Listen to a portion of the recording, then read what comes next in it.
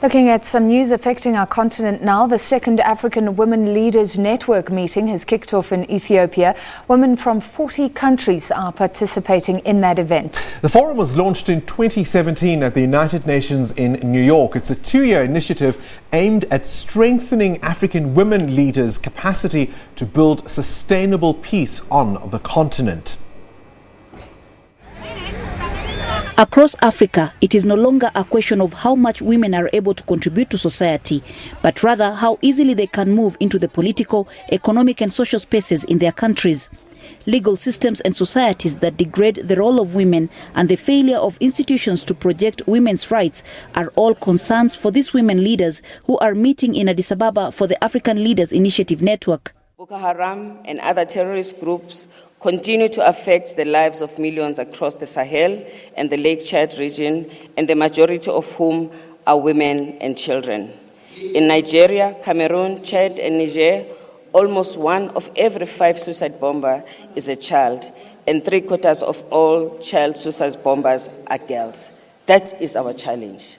As this network, we need to consider what it is that we are going to do in order to change this trajectory. The attendees are from 40 countries globally, and this meeting is held under the theme, Women Working Together for the Africa We Want, from commitment to action, with a special call to more African nations to join the cause. The fact that right now only Rwanda, Senegal, and South Africa have parliamentarians that are above 40% is a challenge that we want to tackle so that we can increase the number of women who are in parliament.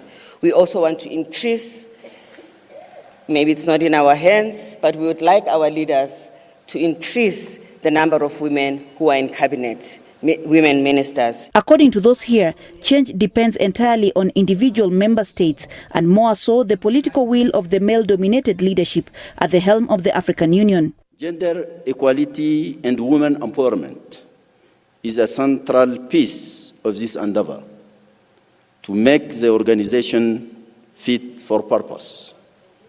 Significantly, the January 2018 African Union Summit decided to set a target for gender parity by 2025. The task ahead for the women is to create more networks at grassroots levels in their countries to help raise awareness over how women can access education, health services, agricultural funds and roles in peace building, aspects which these networks hope to achieve.